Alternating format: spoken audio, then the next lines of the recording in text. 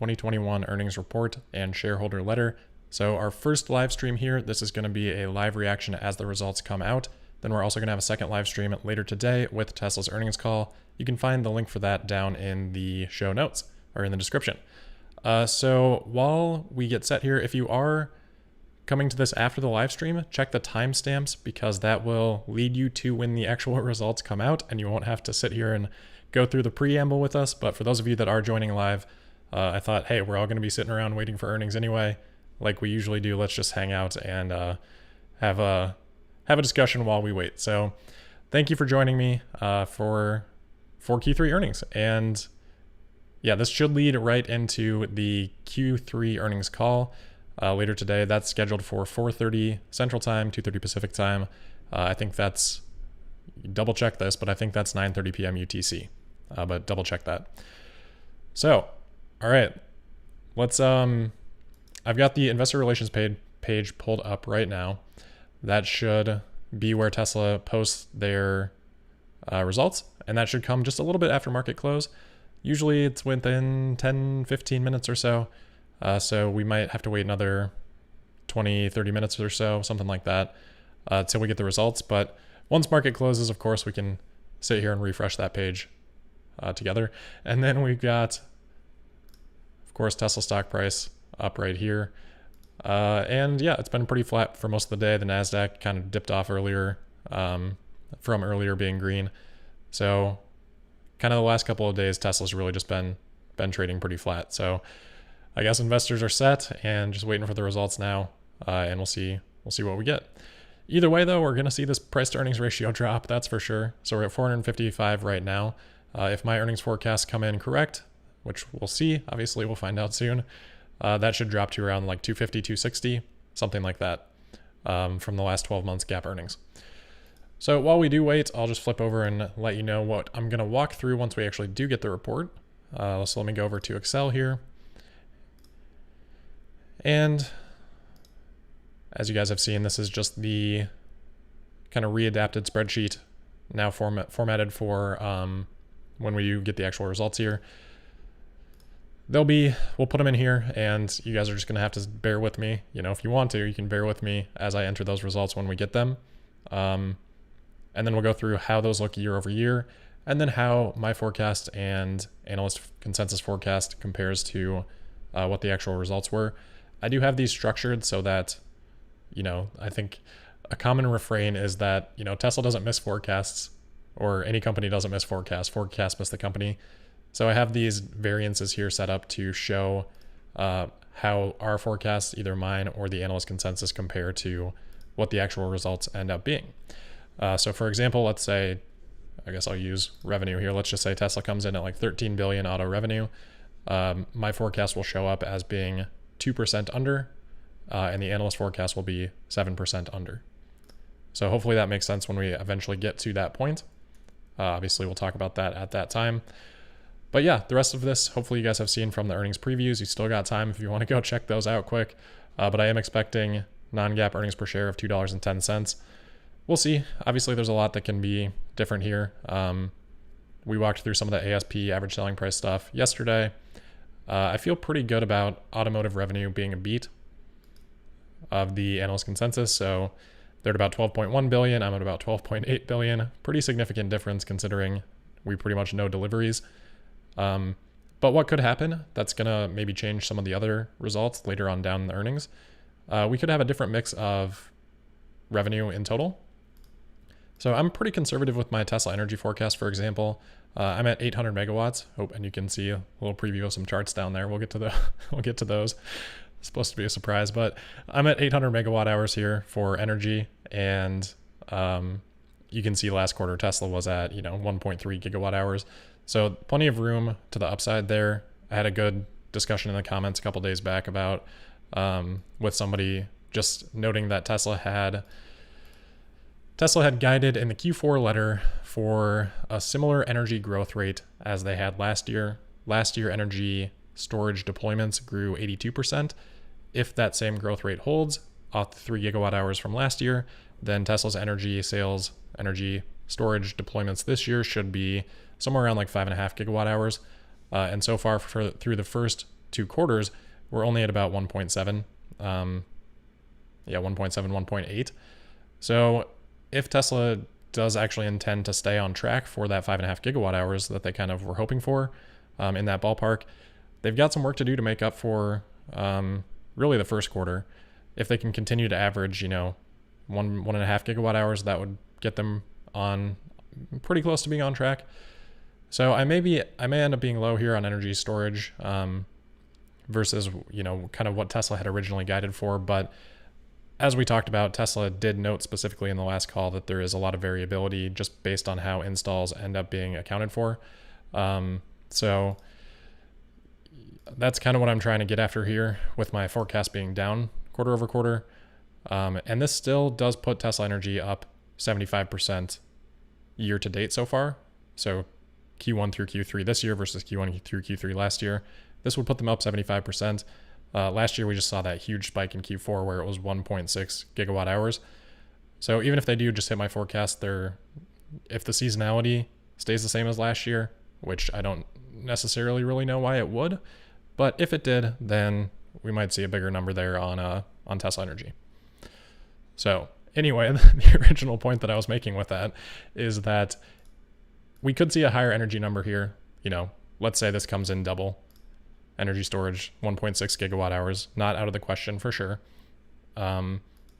We could see maybe $1 billion in revenue from energy. That adds, 30% to my forecast. And because energy is going to be a lower margin business, last quarter was 2.5%. If things like that happen, that can adjust the profitability mix, basically. So if you're getting more margin or more revenue from lower margin businesses, that's going to drag your total down. So in that scenario, even if I were to be correct on my automotive sales and margin, an energy beat would end up pulling my total gross margin down. So just things like that can happen. And I know a lot of people like to just look at the bottom line, compare, oh, Rob was at $2.10. Analysts were at $1.69. Whoever was closer did a better job. It's really not how it works. Just because there's so many variables that can cause something to change pretty significantly. So that's why I really like to go through all the numbers. So we have kind of the contextual understanding of each line. And some people have asked about that. What's the point of doing all of this forecasting stuff when we're going to get the numbers in 2 days anyway? And the point for me is that it really, really, really helps me understand the business, because I have to go through and I have to do the work and I have to think about all these different things that we've got over here and many more. This is like the summary of all the things that I'm thinking about. But having to go through and do that work really helps me understand the business. And my hope with going through the forecast is that it helps you understand the business as well once we do get the actual results. I think one of the best ways to learn is just by doing. And for me, doing these forecasts is a great way to learn. So that's why I do them. Hopefully it helps you guys learn as well. It's not really about just trying to hit this bottom line number, be right with the forecast. It's really just trying to understand how things are shaping up, where things are going. So hopefully that makes sense. Anyway, so what I was saying on revenue, you could come in with higher energy, you could come in with higher services and others, which are low margin businesses too. That could cause me to miss on my, total gross margin line.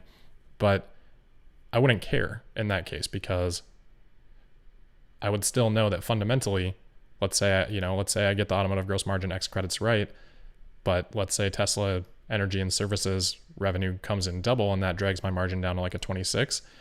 Well, I already know that that's because of these other businesses, and going forward, those are going to be not less important. Obviously, energy and services and others are going to continue to grow, and that's not the point I'm making, but by isolating these things out, we can get a better understanding of the strength of each business line and how that strength will continue or not continue in the future. So I hope that kind of makes sense. Yeah. Okay, so just want to see if there's like anything else that I wanted to point out here. Maybe just a quick one, since some people I know are not familiar with this. So I did adjust kind of the differences here when I'm talking about like my forecast versus the actuals. I'll just put in, let's say gross profits like 35. That's not what I wanted actually. Let's say the automotive gross margin. That's what I want. So let's say that comes in at 29. I'm going to be showing here that my forecast was 100 basis points higher. This would be 130 basis points higher than last year's 27.7. So if you're not familiar, a basis point is just 100th of a percent. And we use basis points because you shouldn't be doing percent changes on percentages. It doesn't make sense. This would be up like, 29 divided by 27.7. It's going to be up like what, 6%, something like that.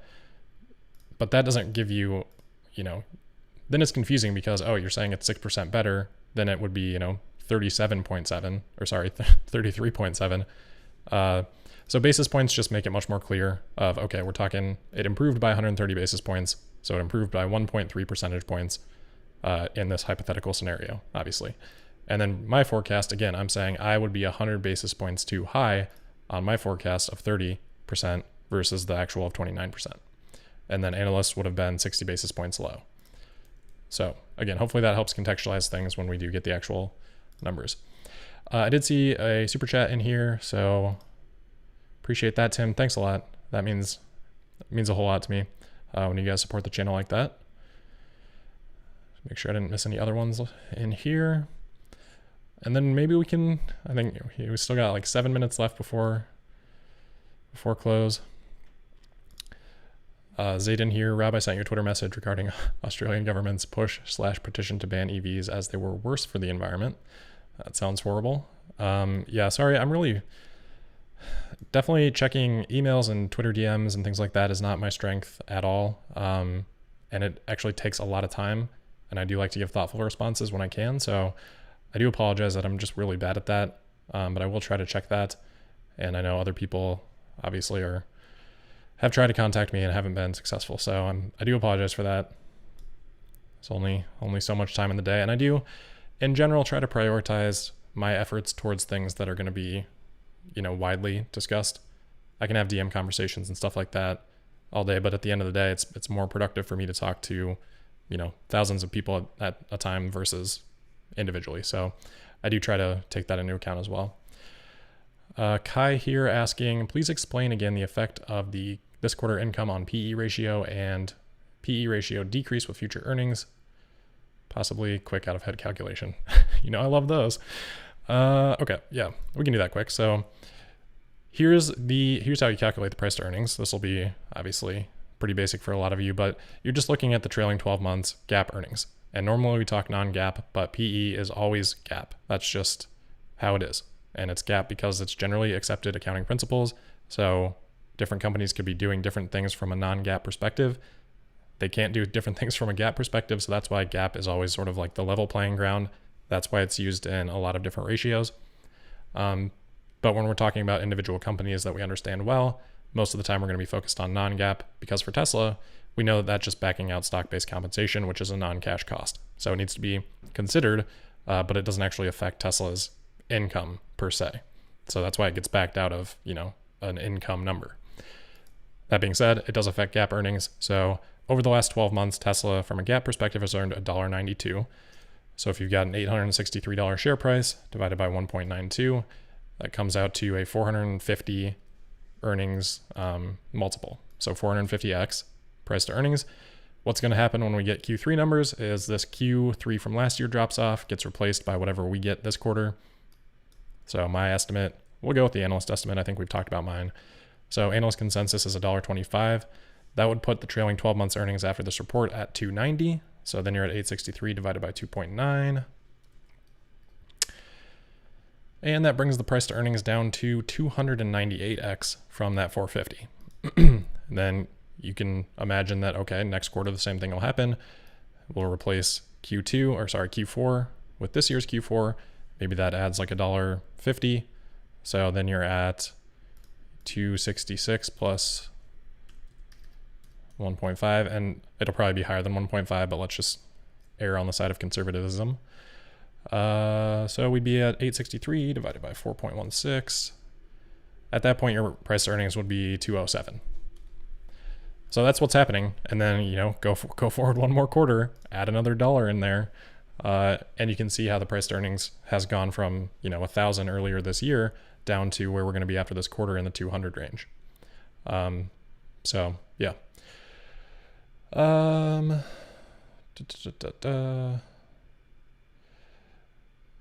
So thank you for the super chats. Appreciate all these. Thanks, Robin.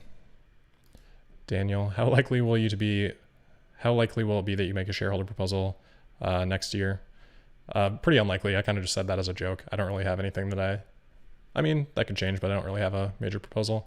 Kevin, thank you. Feeling is mutual. Passion Planet. Amount of work you do is incredible. Appreciate passion, authenticity, ability to work with numbers. It was fun meeting you, Battery Day. Let's go. It was fun meeting you. And it was fun chatting with you that one time. I still remember. Thank you, Troy. All right, so let's flip back to Safari here. And let's see. Let's get ready.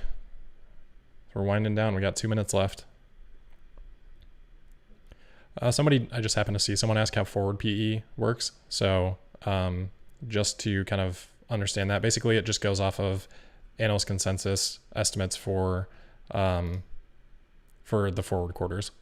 So I guess future 12 months. So, all right, let's see. I guess one thing I did want to point out just while we're waiting here. So Elon did tweet out earlier today in response to Brett from ARK. He said this before, but reiterating that the day FSD goes to wide release will be one of the biggest asset value increases in history. So that was just in reply to basically some of the benefits that are unlocked when autonomy does happen. Yeah,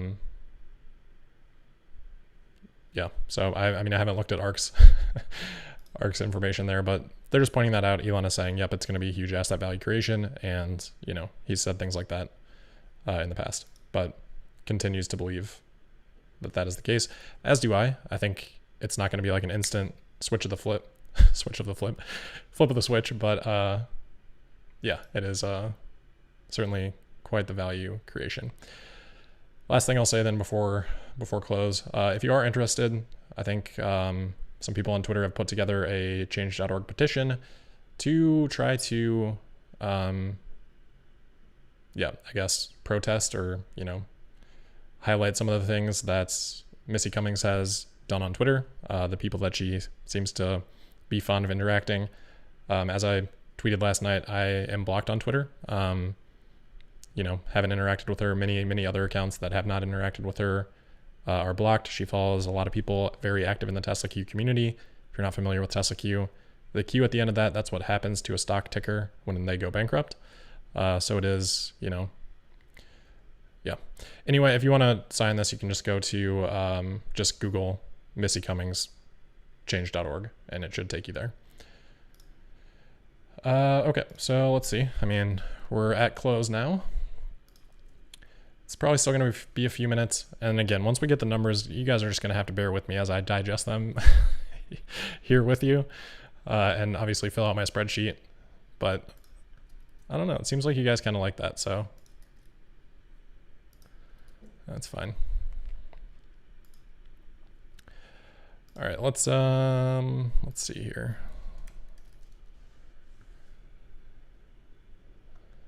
So I doubt we're gonna see anything too much happening yet.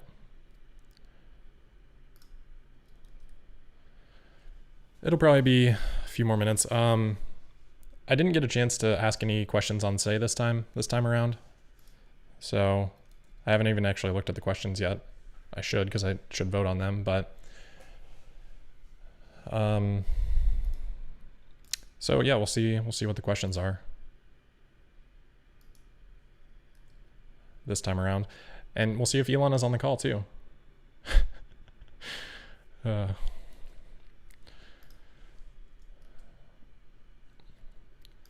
So I feel like kind of the first indicator we usually get is that something changes with the after hours price. I don't know if it gets like leaked through a newswire first or something, like not leaked, but published through a newswire first before it kind of makes its way out to this investor page.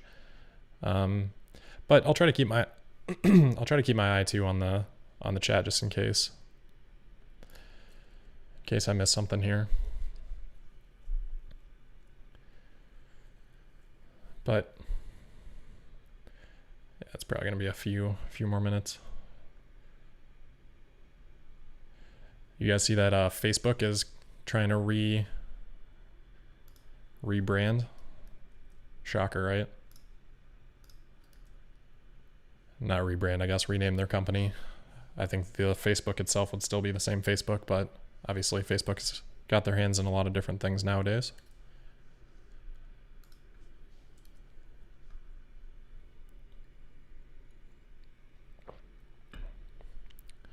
Well, hey, random poll here. I'll just go ahead and vote on that.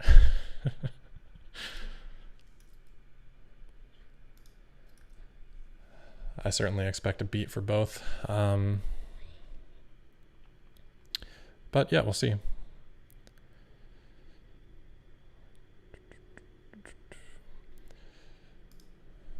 So, I mean, before we get the numbers, certainly, yeah, I mean, I've talked about this, but that actually got quite a bit of action. We've talked about this, but certainly there are things that could cause my forecast to be too high. Lots of them. You know, there are supply chain challenges. Elon has been very, very open about that. There have been production challenges that may have raised costs. We know that Tesla was installing parts after production in some cases. That could increase SG&A. It could go into COGS, not sure. And then, yeah, what sparked this for me is someone had asked about Berlin and Texas, and I think most of those costs are probably capitalized right now, but I'm not an accounting expert, so I don't know for sure. If it's capitalized, then it's not going to be an income. It's not going to be a balance sheet thing right now. But it would come back in as depreciation and amortization over time. But some of those costs may not be capitalized. So that could also affect the Q3 numbers. I seem to have lost a little bit of my light over there from my window. I might go ahead and crack those open a little bit. Just give me 1 second.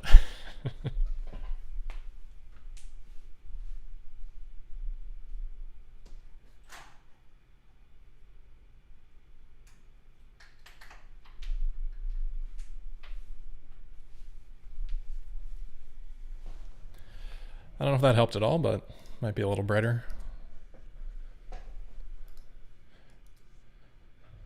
Really, I was just standing up and walking away to try to convince Tesla to put the earnings out at that point. No dice, though. Yeah, so it doesn't look like anything yet. And unfortunately, we kind of just get to sit in this loop of, hey, someone's saying hi, Rob. There we go. Well done.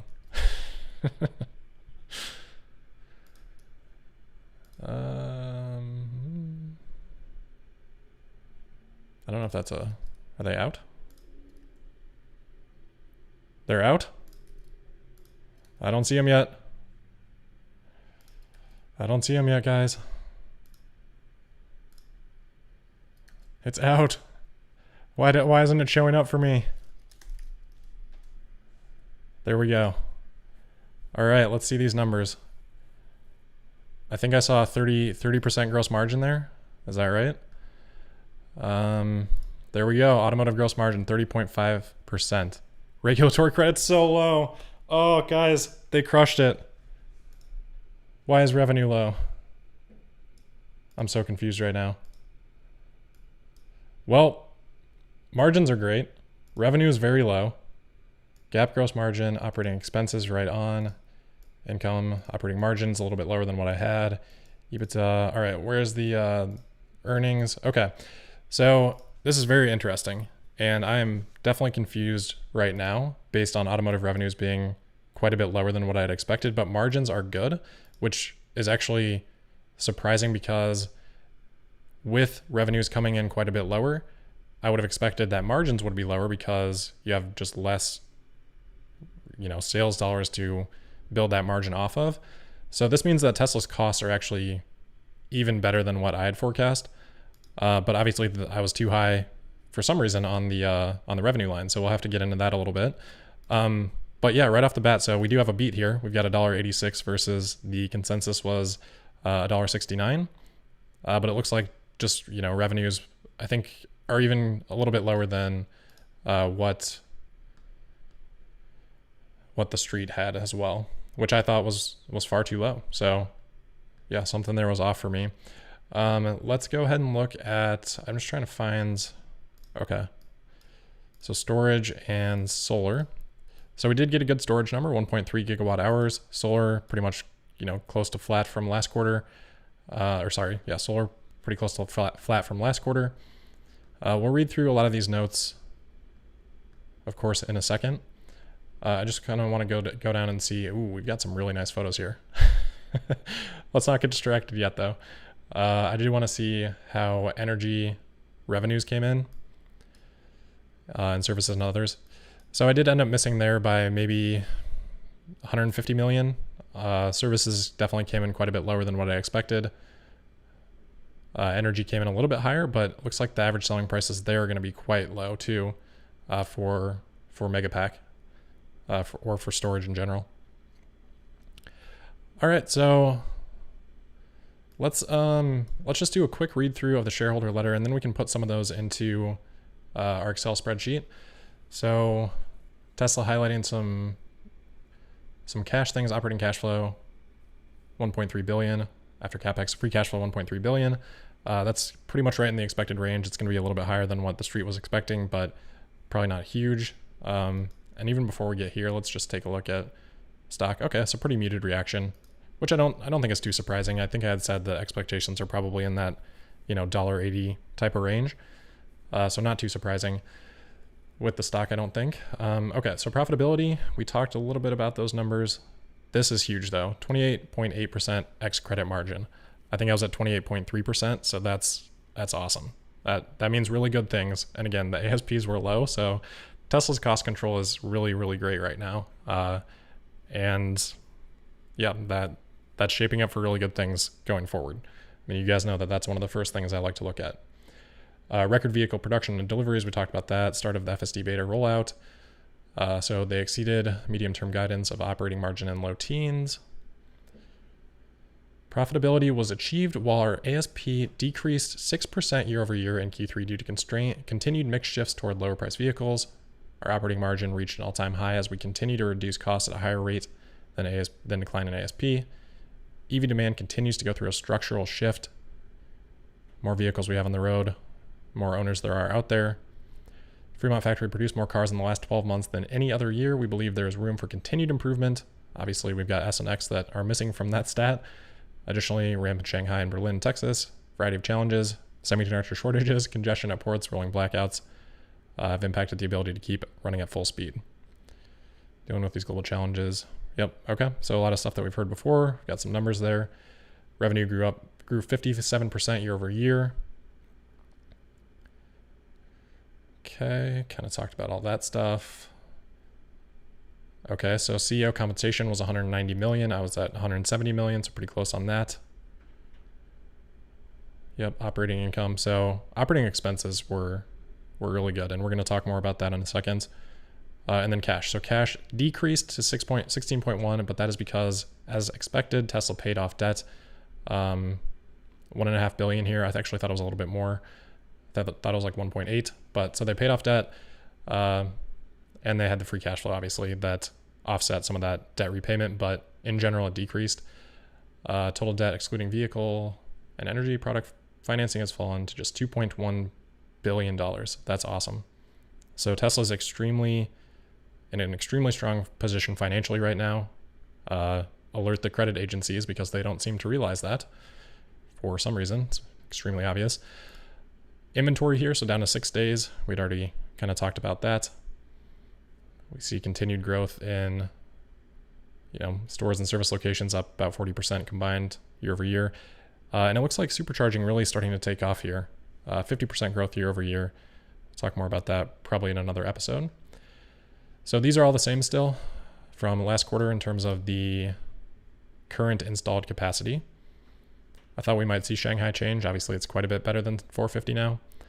So Berlin, Texas Model Y in construction, Cybertruck in development, Semi-Roadster, future product in development. So I think that stuff's all the same. Market share continues to go up and up and up. Okay, supply chain stuff. California and Texas, so 430,000 vehicles in the last 4 quarters. Continued improvement.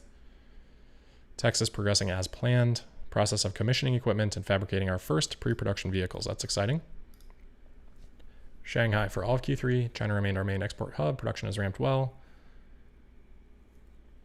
For standard range vehicles, we're shifting to lithium iron phosphate battery chemistry globally. Okay. So that probably helps improve margins, what Tesla is saying there, and that could have been a factor in Q3. Europe, Berlin, Brandenburg, factory build-out remains on track. Testing of new equipment. Expect to receive final approval before the year ends. Great. AI Day. Expansion. Continue to monitor fleet data closely. Okay. The new app. Skyforce Reloaded. 4680 in-house cell production project continues to progress, producing an increasing number of battery packs for testing purposes. So far, the test results meet our current expectations. Okay. I suppose that's good. We don't know what their current expectations are, but that's good. Front and rear body castings, both needed for our structural battery pack architecture, are being produced at Giga Texas. Front and rear body castings. Okay. So I think most of that stuff we knew, but good to see that the 4680 is meeting expectations. Energy storage increased 71% year over year. Strong megapacks deployments. New megapack factory of 40 gigawatt hours. They mentioned that at the shareholder meeting. Total 3 gigawatt hours in the last 12 months. Yeah, storage is about to grow a lot. But it looks like the ASPs are pretty low right now. So solar deployments, solar roof deployments more than doubled year over year. We don't know the base. Continue to grow sequentially in Q3. So up year over year, up sequentially. That's as best as we can look for right now. They're looking for further cost increases. So insurance, rolled that out in Texas. I think we know all that. Multi-year horizon, 50%. I think this is all the same. All right, product. We continue to target our first Model Y production builds in Berlin and Austin before the end of the year. Great to see that reiterated. Again, stuff that we thought and Tesla has talked about, but good to see that in the shareholder letter. Yeah, normal disclaimers about production ramp. Progress on the industrialization of the Cybertruck, which is currently planned for Austin production subsequent to Model Y. All right, let's take a quick look at these photos, then we can hop into that spreadsheet. So here's GigaFest. So really cool to see some drone shots there. Office space with a factory view. That's awesome. It's a beautiful factory, that's for sure. Beautiful factory for beautiful cars. All right, so we've got the R&D center right here with the factory back there. Got the gigapresses. And then some charts. All right, cool. Let's see what the stock is doing, and then we'll hop into Excel. Guessing probably still not a lot, yeah. Not terribly surprising. All right, so let's put some of these numbers into Excel. And again, you guys will just have to bear with me as I kind of convert these things over. But let's see. See how we can do this. I'm going to flip this to Excel, and I'll just have to hop back and forth. Okay. Thought I had do not disturb on. Turn that on. So sorry about that. Continue bearing with me here. Let me flip back to Excel. And we'll get some numbers in here. All right, so automotive revenues. This is definitely the biggest area of miss for me. And again, this is why we go through it in such detail, so we can kind of understand what's driving that. I mean, a little bit of it's regulatory credits, but really not much.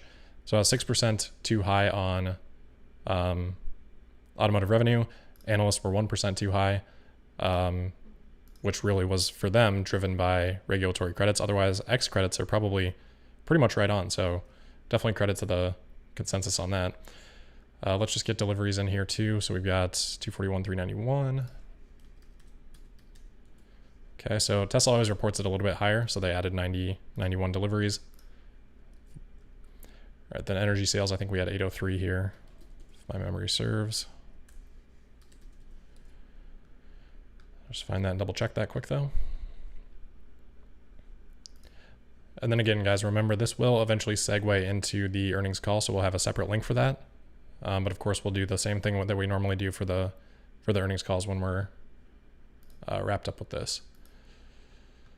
What am I looking at here? Do I have the wrong? Just give me 1 second. I think maybe I was looking at the wrong number before for energy. So anyway, that's 806. And services and others being 894 gets the total revenue 13,757. So yeah, I was 6% too high on revenue, obviously mostly driven by that over forecast in automotive sales. So then profit, so automotive costs of revenue. So we got 8150 here. And energy, oh, that's what it was. Okay, so I was looking at costs there. So they didn't quite get into positive on services and others. Too bad. So real small profit there in energy, very small loss there in services. We did continue to see that margin improve for services and others. Just a negative 1.8% this time. Maybe next quarter that'll flip to positive. All right, let me just make sure that the rest of this is good. So we had total gross profit 3894. Let's make sure that matches up. 3894. It does not.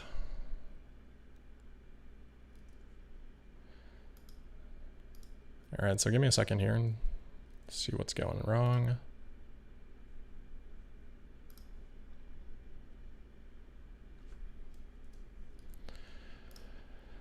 I wish Tesla formatted this a little bit differently. All right, so that's where the problem is. So it's 8384. And then we got 3660. So I didn't have the automotive leasing costs in there. Now I do. So there we see our automotive gross margin of 30.5. So even though I was low on revenues, Tesla having much better cost control than what I had forecast.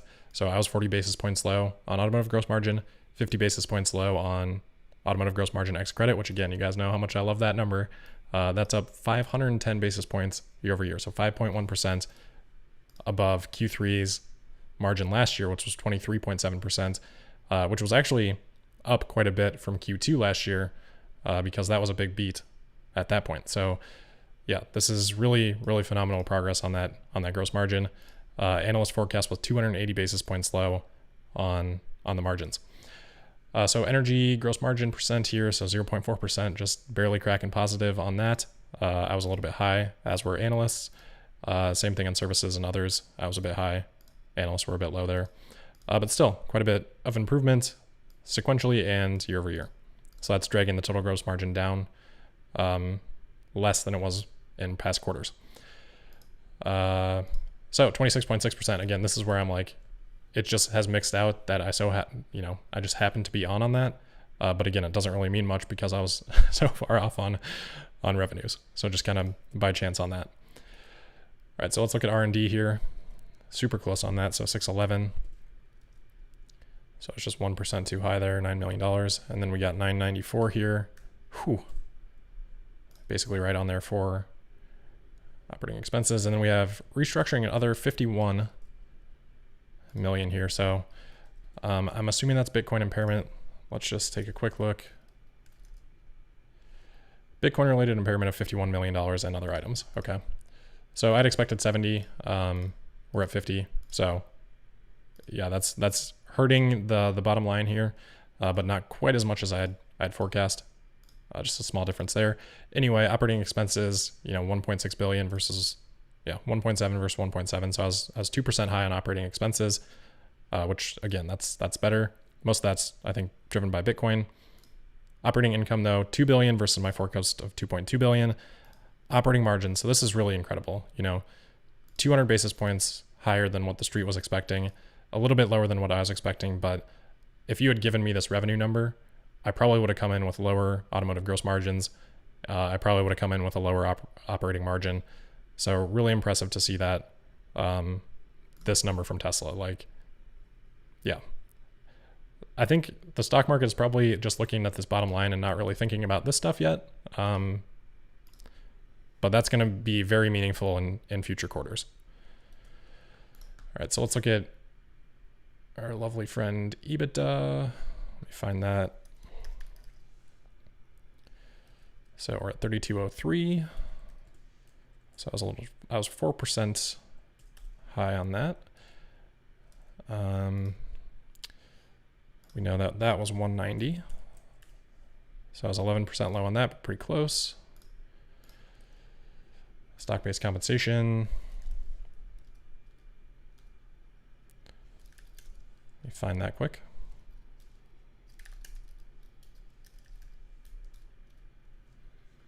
So 475. Ooh, okay. So that's actually good because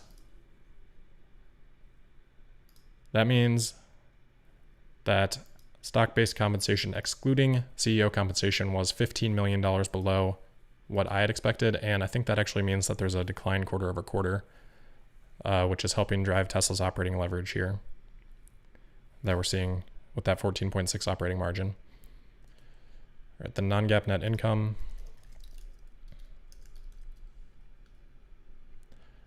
So yeah, it goes without saying this is a best for Tesla.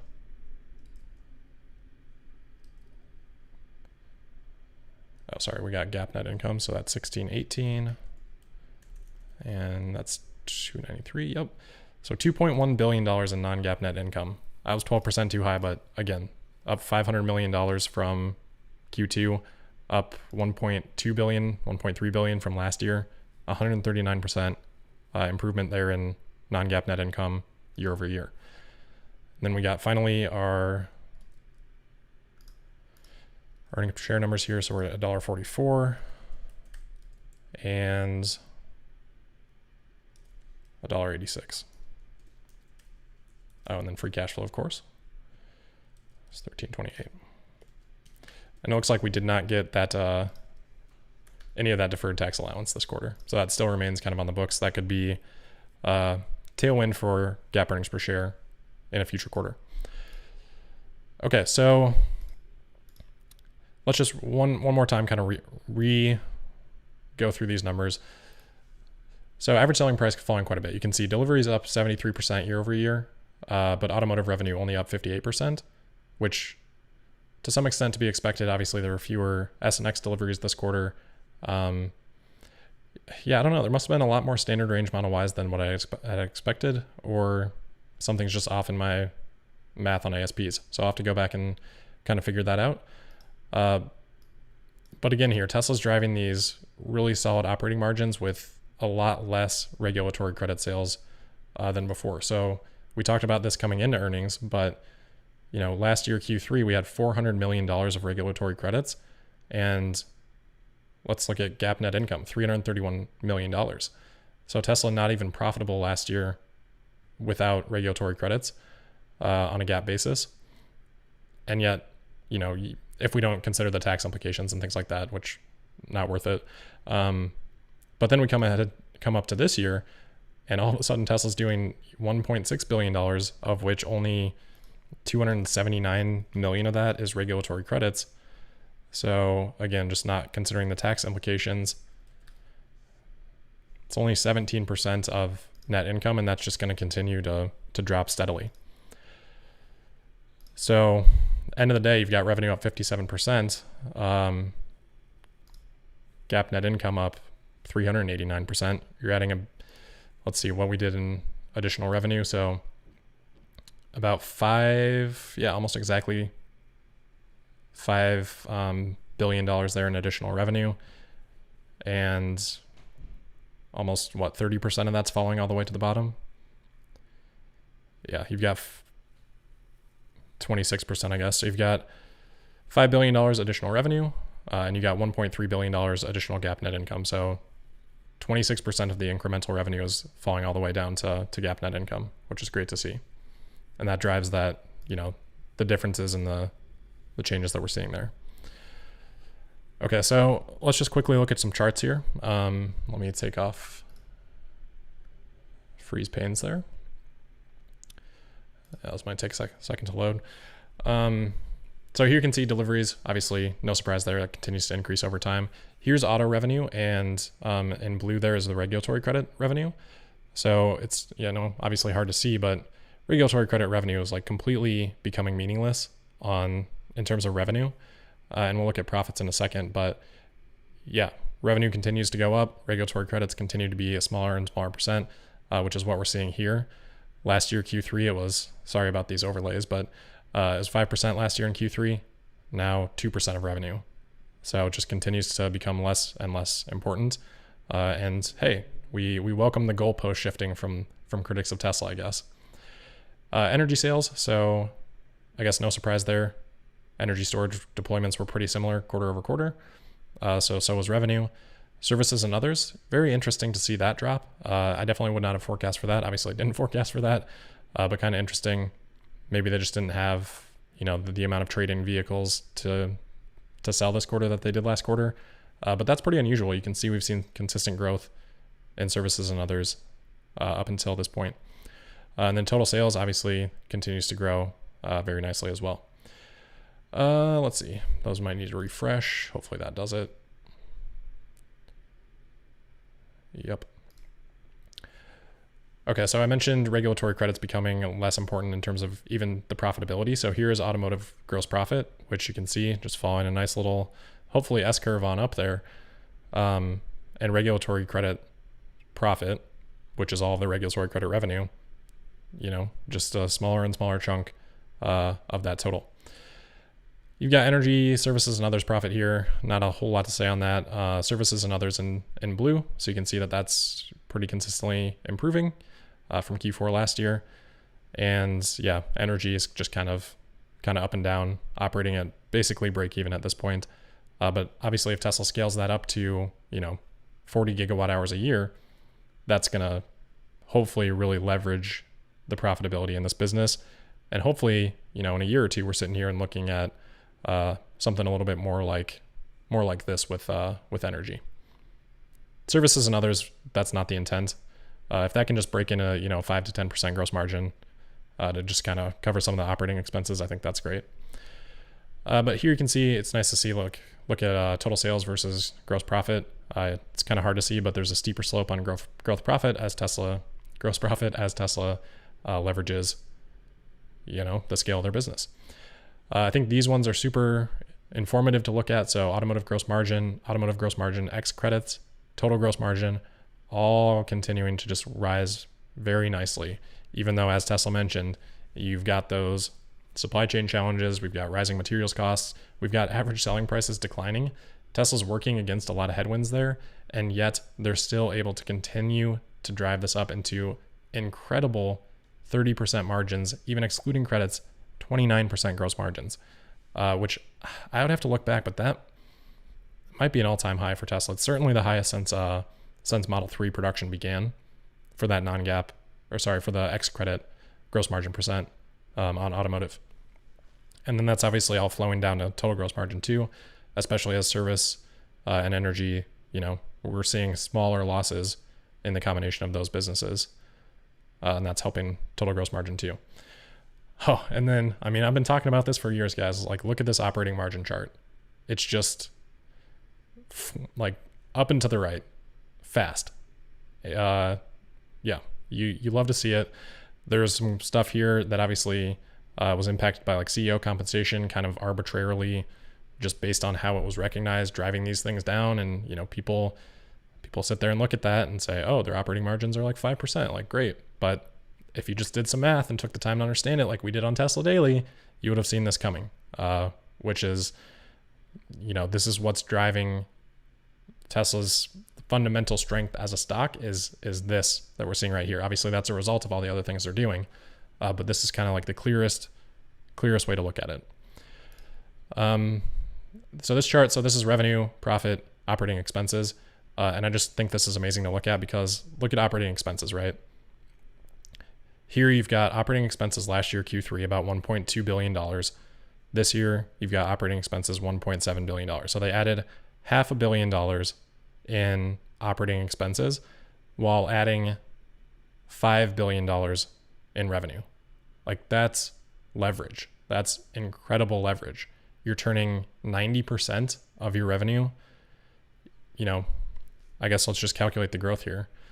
Well, that doesn't even matter. So the point is, if you just look at these graphs, you can see how much more revenue Tesla's being able to generate with very marginal increases in operating expenses. It truly is, it's nothing short of incredible. And then finally, we've got earnings per share here, non-GAAP. So we continue to see that rise, just like every single other chart that we've got in here once those load. But fundamentally, Tesla's building an incredibly strong business. It just continues to become more and more clear quarter by quarter. In terms of my forecast, I'm happy with Tesla's numbers. In terms of my forecast, I'm definitely disappointed that I was too high on automotive revenue. We'll just have to go back to the spreadsheet and figure out what caused that. And if I were on the call, I think that would be one of the questions that I have, just because that's going to have some influence on the next quarters. And if I were to be adjusting a Q4 model now, I would have to be pulling down my revenue forecast for Q4 as well, and maybe even into 2022. And when analysts get results like this, that's what they're going to do. They're going to look at the numbers, how they've come in, look at what they need to change for, the rest of their forecast. And for them, they were pretty much right on revenue, so they're not going to change much there. But they're definitely going to have to increase, their earnings targets because of this, 280 basis point beat that Tesla delivered on automotive gross margin, excluding regulatory credits. So I'm hopeful that we'll see some earnings increases. I guess I don't really care too much, so that's probably not the best way to say that. But I would expect that we'll see some earnings increases from analysts. All right. That was a lot to go through. I feel like we got through it relatively quickly, though. Let's talk about PE. So here we go. Our new trailing 12 months earnings number is $3.09. So I think we still got about an hour to the earnings call, so we got some time here. But $3.09, I think we're at 855-ish right now, so divided by 309. Yeah, Tesla's new PE, when it gets updated, probably in a couple days, is going to be 277. I mean, that's what it is now, but when you see it on like Yahoo Finance and things, that's what it's going to be. And if we just annualize Q3 numbers, which if you look at last year, we did actually have smaller GAAP earnings in Q4 than Q3. But Q1 and Q2 outperformed. So for a forward PE, I think that's probably a very conservative estimate. $1.44 times 4 would give earnings of $5.76. Yeah, definitely conservative on that. If we stay at 850, yeah, forward PE is 147. Just based on, and that's not the forward PE. That's just based on annualizing current earnings. That's too low. When the stock market realizes that is anyone's question, but that's too low. Because look at this. Model S and X, still not ramped. FSD, not fully recognized. Berlin and Texas, just a twinkle in the spreadsheet's eye. Like, this is the operating leverage that Tesla is generating with just 2 factories, and they're about to have 4 factories. They're already getting incredible margins, and they're still importing into Europe. Berlin fixes that. And it just leverages their entire operations that much more. Like, it comes to a certain point where, okay, almost your entire additional gross margin or gross profit that you're generating. So in this case, $800 million in a single quarter of additional gross profit. Let's see how much of that's falling down to the bottom line. Almost, more than half of that, 5/8 of that. So whatever that is, like 62%. Of that gross profit is making its way all the way down into net income. So just imagine what happens when you get 2 other factories that are, basically just double this and double this. Okay, then maybe you get $7 billion in gross profit, and of that $3.5 billion extra, maybe $2 billion of that falls back down to net income, and then all of a sudden you've got another 100% increase on this. You're earning $3-4 a share. per quarter.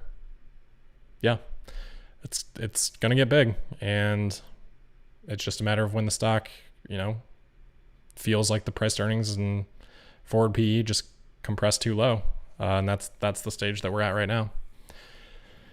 So again, Tesla, I was a little bit high on some of my forecasts here, primarily the revenue, but aside from that, I'm very happy with the numbers I'm seeing. As I said at the beginning, me being too high on forecast on revenue and Tesla still beating my gross margin expectation is crazy. Like, if you've ever built a model, the less revenue you have, the harder it is to get higher margins, right? So Tesla having that low average selling price means that their costs are in a great position, which is great for margins in the future, or when Tesla wants to lower their prices and capture a bigger percent of the market. Like, they have so much room to do that right now with these high margins. And yeah, everyone else is just going to have to compete with whatever Tesla decides they want to price it at, because Tesla is going to be the cost leader. So the chance to compete is slowly slipping away, I guess. That's why I care about these things, because if Tesla was here delivering a 20% margin, there's a lot more room to compete, because Tesla can only go down so much lower. Here, when they're at 30%, they've got so much flexibility to lower their prices and just outprice anybody else, even though they're already building better products anyway. So yeah, it's just crazy. So let me just take a breath, take a drink of water, and do you guys have any questions? Again, I added like the link to the earnings call in the description, and I think this is supposed to then like roll you into that once we wrap up. So hopefully that'll work, but until we do have a little bit of time, so I will stick around here if people have any questions. I'll try to take a look now at the chat. And if someone wants to let me know how many people are watching this, I'm always curious on that too. My streaming software doesn't tell me.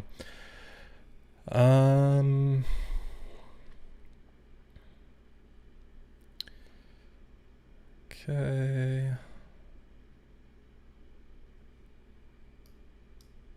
Let's see.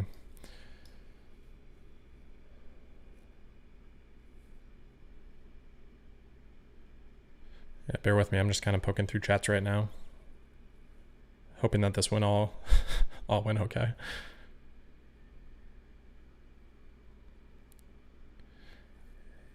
Yeah, someone asking why ASPs were so low. I don't know. I mean, that's why I went through them yesterday, because I was really not understanding how that was going to be the case. I think, my best guess is that we're not really seeing the price increases hit yet, and that we're seeing, I guess, more standard range Model Y than I expected.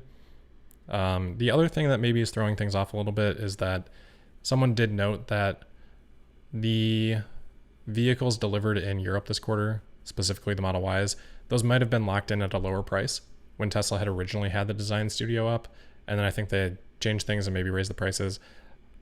I don't really know how that whole situation unfolded, unfortunately, but that could have caused temporary drops in ASP for those deliveries in Europe, which then again, as we head into Q4, maybe both of those things potentially rebound. Maybe we start to get more of those price increases hitting the books in Q4, and maybe less of the European deliveries locked in at lower prices. But again, we'll probably have to do a little bit more research on that. The other thing too is, I don't think this is really the case, but FSD subscription, maybe the take rate was just quite a bit lower because of the FSD subscription now being a thing. But then you'd be pretty surprised at the margins being what they were if that were the case. So I'm guessing, another factor may have been the trim mix. Maybe that dropped. We don't really have any good way of seeing that. So I was accounting for Tesla to have been prioritizing more expensive vehicles, but maybe that wasn't happening yet in Q3. Certainly looks like it's going to be happening in Q4, but if that went the other way, that certainly could have had a big impact on ASPs.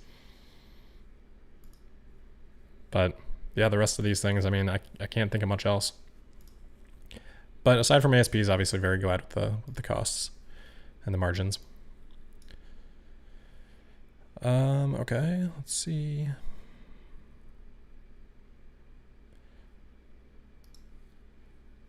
Thanks, Own. Sorry if I'm getting that wrong, pronunciation-wise. Appreciate that. Okay. So I think we'll leave the earnings and shareholder letter part for now. And then, yeah, we'll do the earnings call. We'll see what Tesla has to say. And maybe we'll have some more thoughts at that point. And yeah, we'll see if Elon is on the call. TBD on that, I guess. And then after the earnings call, so I'll do my note taking as we go through the call. And then after that, of course, we'll be around for a little bit more reaction. So if you have any, questions, think about them and send them in at that point. But otherwise, thanks for joining. Hope you guys are happy with the earnings results too. And we did just get one final super chat here. First off, thanks, Linda. And then we've got a question here. Oop. This is the one I meant to put. When do you think we'll start seeing the front chassis gigapress on Model Y? So Tesla did mention that they're working on those now. So I would think like Q1. I mean, maybe let's just flip back here quick to see what they actually said in the earnings report. But front and rear body castings, both needed for our structural battery pack architecture, are being produced at Giga Texas. So again, we don't really have a lot of clarity on what Tesla's initial plan is there because it sounded like they've got some backup plans. But for Texas, if they're going right away into 4680s, then I think they'd be also going right away into structural packs, which by default here would mean going in right away to front and rear castings. So maybe we're going to see them in Q4, which obviously would be really exciting. But good question. Now it looks like we're starting to get some chats. Okay. I think there's just a little bit of a lag time. All right, so let me just get these last other questions here and maybe spend 5 more minutes on this. Were the Plaid Model S deliveries locked in a lower price from initial reservation holders, maybe $200 million difference? Yes, they would have been, but I don't think that would have been as significant of a difference. I think it was only a $10,000 difference. And, worst case, that would have been on 9,000 deliveries if those were all Plaids that were locked in at those lower prices, which I don't think is the case. That would have been, $80, $90 million. So I don't think that would have been, it might have been a factor. Maybe I'm a little bit high on Model S. I was at 110,000 ASP. So it's possible. Jurgen, would be great to add a line with ASP to make it visible. Yes, true, but we don't actually get the final ASP from Tesla because of the mix. We kind of have to estimate either way, so I try to only show things that are concrete. And obviously that's probably the right thing because something is off on my ASPs that I need to figure out.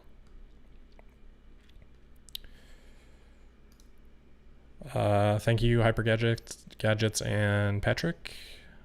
With Tesla so far ahead on FSD, could a possible NHTSA crackdown make it harder for competitors to catch up? So yes, this is definitely an interesting angle to consider. And this kind of goes back to the comments on NHTSA asking Tesla to, why they didn't do a recall for the emergency vehicle detection feature addition, which was never supposed to be in it in the first place. So it wasn't a defect, just an improvement. If that's considered a defect that is worthy of recall from NHTSA, then how are other automakers going to be allowed to have a system that does not have that feature? It's like a logical fallacy that doesn't make any sense. So if things like that come to the surface, then yes, that could make it more difficult for others to compete too. And if there's a level playing field, then that's what should happen. And I think that's all anyone is asking for is a level playing field. Well, in addition to that, I would say people are also wanting just to be tech forward and not anti-progress, but yeah. There's potential there for it to make it more difficult for others to compete, for sure. But there's also a risk for Tesla if they reduce what could happen is that they limit things in a way that only Tesla is at. So they put limits on Tesla that would apply to everyone, but only are going to impact Tesla at this point in time because Tesla is further ahead. That would be my biggest fear, and I'm sure that they would, if they're actually trying to target Tesla to an extent, then that would probably be how they would structure something. Joseph says free cash flow is great. Agree. Thank you, Kevin. Were you surprised to see them already producing Model Y bodies in Texas? Isn't that news we didn't already know about? I don't think so. I think at the shareholder meeting they kind of had some of those like in the background, so I don't think that was super unknown. But it's possible. Certainly we've seen them, testing out the casting machines and things like that. And maybe that's from, this is Texas. So I'm assuming that this is the photo they were talking about.